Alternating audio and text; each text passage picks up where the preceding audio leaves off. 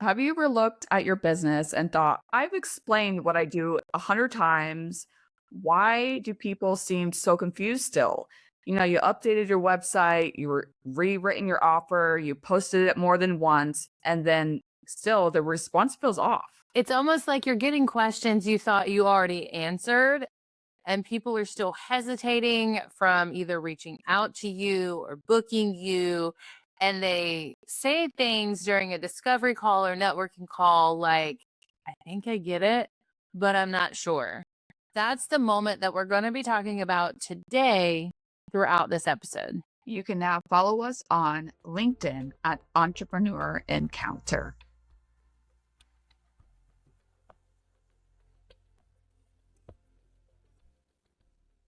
Here's how we can reframe this. There's a shift that's going to matter. Just because you understand your business doesn't mean it's clear to anyone else. Clarity isn't how well you can explain something, it's how easily someone else can repeat it back to you. And I've been there before, especially when starting out. I'm like, I know what I'm doing, but how do I explain this? And I think that's why I actually enjoy having conversations with people because to me that helps get the point across. But again, Mhm. every business is different. Everybody is different on how they communicate their offering. But as you learn, as you grow, and you can figure out a way to make it make sense.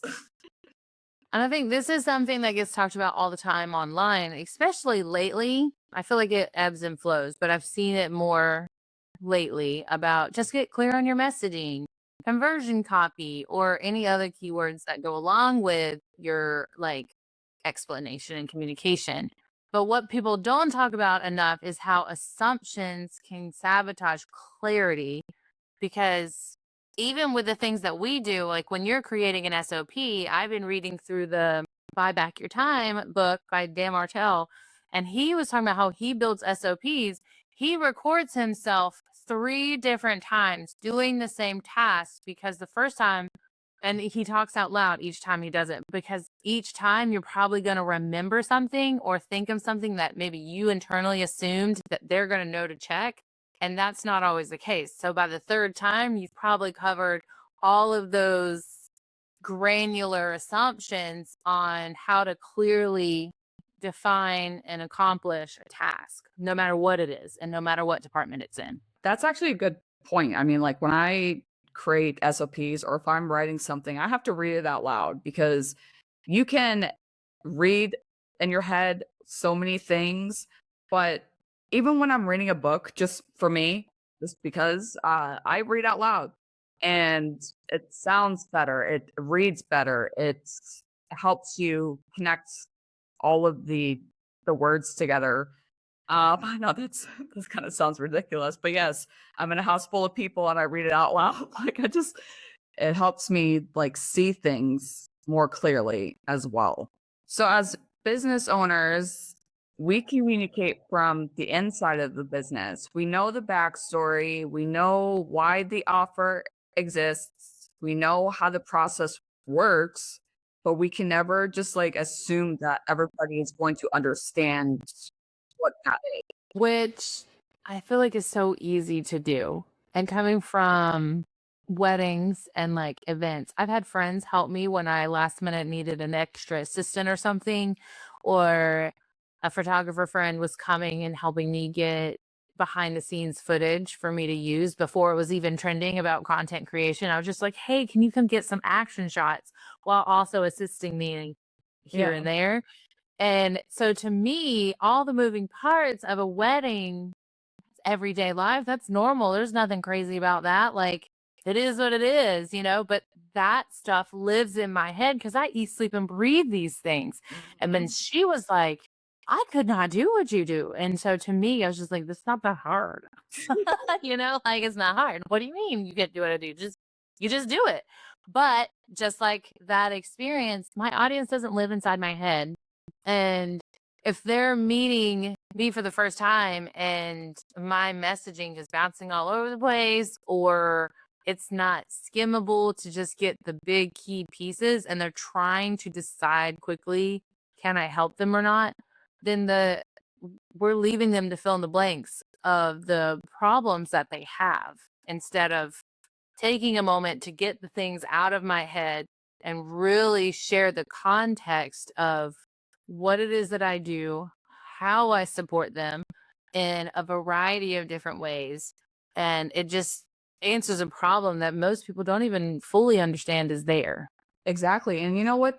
I'm glad that we're talking about this because I'm actually in the process of creating, I wouldn't say like it could be like an SOP, like a standard operating procedure, but to help people understand what I do and operations and team management and what a day-to-day looks like in the podcast world and the operations world. Because yes, I can post something about, this is how you delegate to your team, but I wanna create something to where, like, it is a step-by-step guide so that you can pretend that now you're living inside my head, like, this is what it looks like. So I started outlining that the other day because I want to be able to give people some more understanding of, like, this is what the behind the scenes truly looks like, because when I have conversations with people, they're like, "Yeah, I never thought about that. Oh, that's interesting," or whatever. So I'm like, "Well, that got me thinking." Instead of creating like multiple posts to post on LinkedIn, why not create like this one standoff blog, send it off to everybody so that they can see the behind the scenes and say, "Oh, now I understand what it means to delegate and manage the back end of a business because it's not easy." And I think that those light bulb moments help you get even better at communicating and sharing your message with everyone in your network. Well, Because that can show up when you take that information that, in a conversation that someone thankfully opened up and said, "Oh, I never thought of it that way." If you take that and put it in your copy in any way, shape, or form, then this shows up in higher conversions, shorter decision cycles, so they don't have to dive too much into your content. Maybe instead of the 12 touch points, maybe they only need 7 touch points. You have more aligned clients. And then eventually, because you are honing in on this feedback and like taking a moment to not assume someone just knows something and really breaking it down in a confident way, eventually you're going to get to the point where you don't feel like you're constantly clarifying because your work is valuable and now it's aligned with everything else.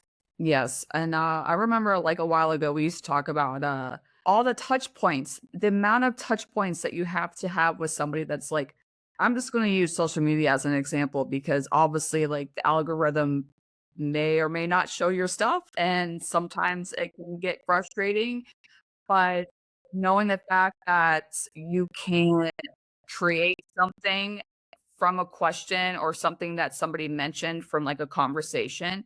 Now you can just take that and just share it, just like, "Hey, here," and it's off, and I maybe that is the next step. Maybe that's, like, creating a bigger piece of something that explains everything in detail so that you don't have to feel like you're constantly answering the same questions. Yes, you can create a post, communicate that, send all the DMs, but now if someone asks a question, you can just say, check this out. Like, here's a blog post or whatever. So, like, maybe that sounds a little bit better in the long run. So, the first step for actually creating clarity is removing insider language. Like, get rid of the fluff, get rid of the jargon that nobody really cares for. We're not in corporate anymore. Talk like a real human. If somebody needs a dictionary, a glossary to understand what you offer, then it's not clear. You want to make sure that it's simple to read. Have you ever heard the term KISS? It's like keep it simple, simple, stupid. Is that how it's yeah, so it's like, and it's so funny because a lot of the times when you're writing, a lot of people not a lot of people, I guess they read on a 5th grade level. People always say, "Explain it to me like I'm a 5th grader." So try to remove all the words that we don't necessarily wants to read. Like, make it simple, you can still make it fun and get your message out there. I think there's a time and place for using that impressive wording. And in your sales copy is just not the place. So that leads us to the second step, which is context. Instead of just saying what you do, explain who it's for because you don't want to work with everyone. I mean, maybe you do, but most of us don't. Uh-huh. Like, I work with wedding professionals. That's who I love working with. So all of my copy is surrounded by context explaining who I work with, and that's wedding professionals. Do I work with other people? Absolutely. But if you land on my website, you're going to know without a shadow of a doubt that that's who I work with is wedding professionals. And then another thing to explain is when they need it. Do they need it at the beginning of their business? Is it in the middle when they're about to scale? Is it they're ready for their first hire? They're going from 10K months to 100K months, founders, whatever. And then what problem is getting solved right now? Context from these three areas grounds your message in reality and helps take a lot of the guesswork out of it. Yeah. It took me a long time to figure out, like, I know what I do, I know what I offer, and trying to figure out the best way to communicate that. And one thing I did realize over the last actually maybe 5, 6 months, because if you guys don't know, I did ended up getting a part-time job. And the way that I used to get clients was conversation and networking. And that's how I'm able to communicate my message. And that's what I do, and that's what I actually enjoy doing. When people have asked, like, what do you do, or can you talk a little bit more about that, like, hey, let's just get on a call, like, let's get on a and have a conversation. And for me, at least, it's easier to explain. I help businesses build, grow, and manage teams. Who are like, what does that mean? So, like, I'm not going to go on this whole tangent, making just a whole like post about it. But when I tell people in conversation, they understand and they get it and they ask questions. And then I take those questions, and that's where I create other things along the way. So, yes. So, meeting them where they are and asking questions, getting feedback, that can help as well. I think their questions are also going to be very similar questions to what other people ask and are looking for. Something I've been talking about lately with others is because of the content that are the services that I provide, people often think this is an example where I'm not getting enough leads. And so their immediate thought is, I'm not posting enough.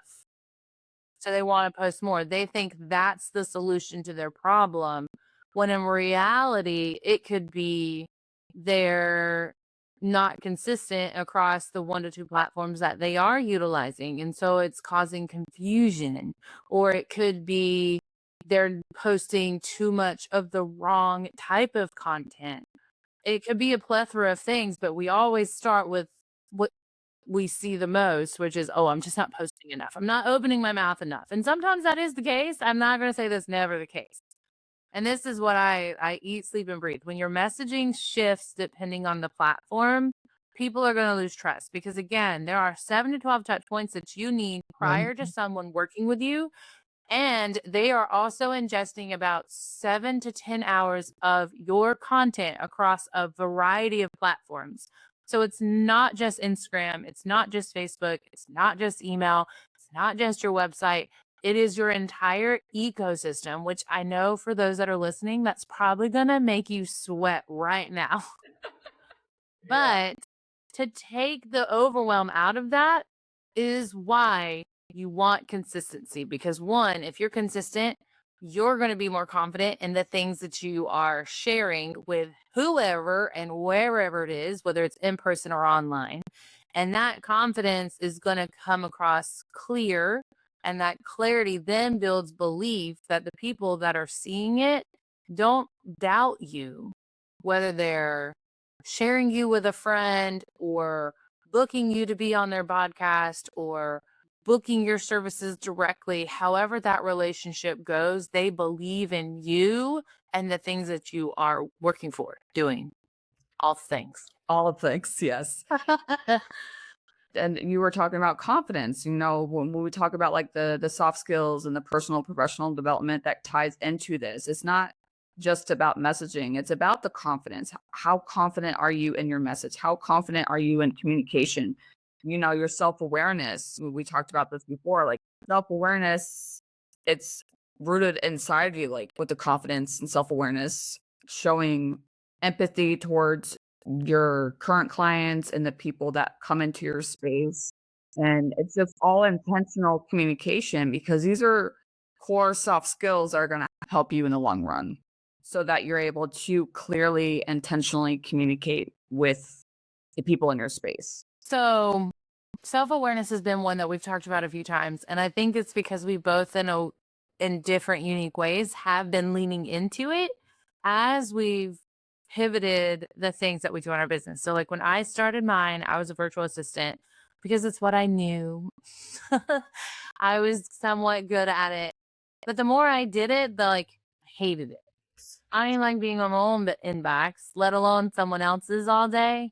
And so that self-awareness and then leaning into the intentional communication of what do I like I was able to step out of my own perspective because essentially when I started this side hustle, I was just looking for almost the easy way out. So I started to really hone in on the things that I love and was passionate about and how it still served and supported the wedding industry that I didn't really want to leave. It wasn't in my season of life that I can be in right now.